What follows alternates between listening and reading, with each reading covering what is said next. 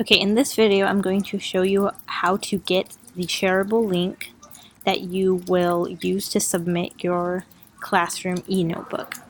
So go to your Google Drive, and in your Google Drive you're going to look for your class eNotebook. So I have mine up here already, but if I needed to find it I could always search for it. So WHBD, it's right here. So I'm going to click on that. And as you can see, here's my class notebook. It has my folder for Unit 1, Unit 2, and then it has my title page. In order to get a shareable link, I need to click on the drop-down menu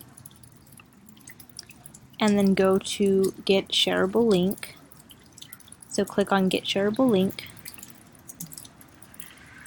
And you need to be sure that your link sharing is on. So if mine was off, I would need to click that to turn it on, and then anyone with the link can view. So this is the link that I want to copy and paste.